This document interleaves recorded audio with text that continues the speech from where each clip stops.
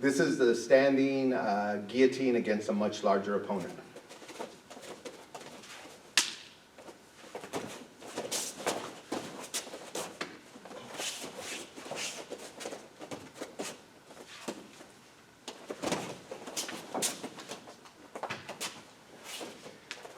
Okay, so despite the fact that it looks like I don't know what I'm doing, it's that the posture control, which is a lot of times people don't understand about the guillotine, is probably the single most important thing about getting the guillotine.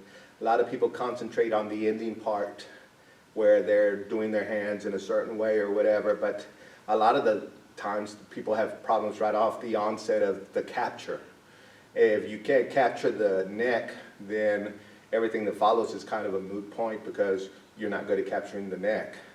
So what's happening is it's being made to look like it's my idea to lower my head, but it's really not my idea, it's just good posture control.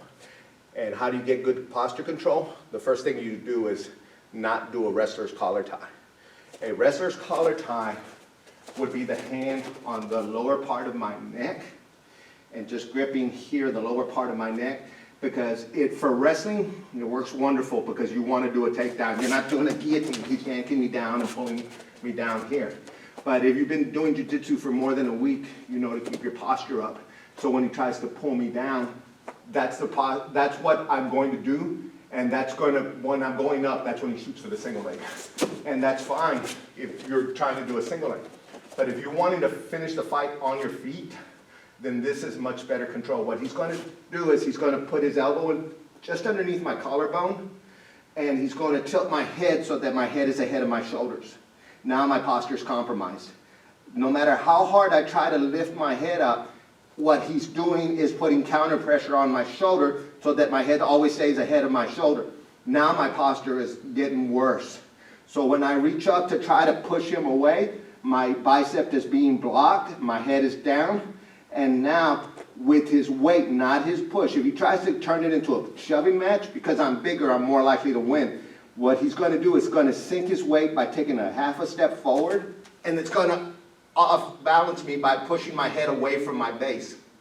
As I try to compensate by bringing my head in line, if I start to turn away, even better for him because I'm leaving my leg behind and there's a single leg. So you're giving me a choice, get choked or get taken down. Most people, when they try to move away, their leg is there. But some people are stubborn, and especially a bigger person was going to try to overpower you by saying, nah, I'm just going to turn and shove you again. So what's going to happen is that's the realistic approach that a lot of the entries to the guillotine lack. As I come in, again, half a step, he's going to unbalance me. When I try to come back into me, he's going to switch and block me down. Now my head is really sticking out, my base is compromised, and that's when the arm comes in. The concept is to keep the arm straight, and the armpit should be right over the neck. Now as he brings the hand up, he's going to keep his head down. Most people raise their head and lose the pressure. Right there, I don't feel any pressure on the back of my shoulder. I can start coming up. Right here, if I try to posture, I'm going to be bringing everything up with me so that he's going to be super heavy because I can't lift anything with my head that far ahead of my hips. So now as he comes forward, he's going to be bringing his hips forward, keeping his head down, and the more his hips come forward, the tighter the guillotine gets. When done correctly, it's almost effortlessly because it's the weight that's doing the choking, not the biceps. Again, we're trying to get head control. He beats me by having a better angle on my head. My head is already, my posture is compromised right now.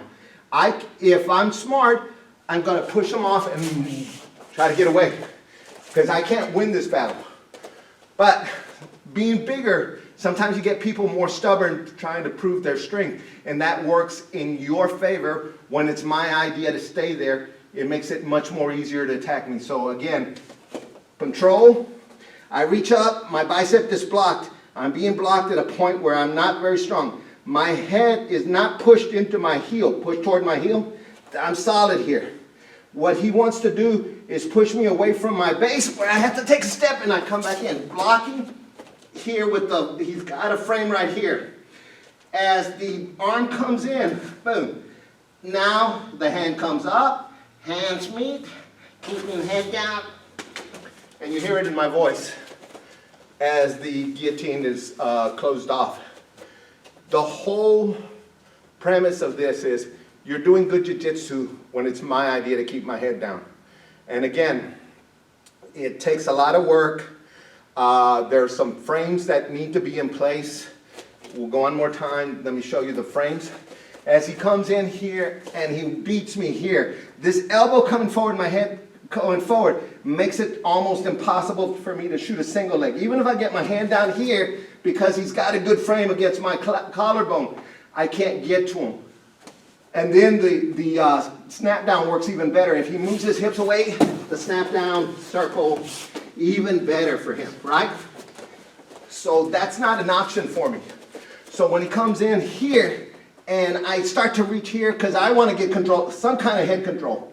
Now my head control isn't any good. He can't stop here to admire what he's doing because I can start rotating. And so we're stopping here to do the demonstration, but this is not a stopping point. What he's going to do is unbalance me by pushing me away from my base. As I base out and start coming, here's the next frame.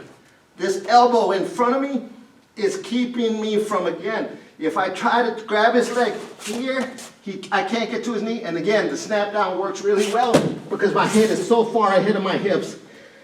It's not even funny. So, again, framing is everything. Head must stay ahead. Because if he reaches in and my head stays here, then he starts running into the 2-on-1. And there's solutions for this, but why do that when the guillotine is just another move away?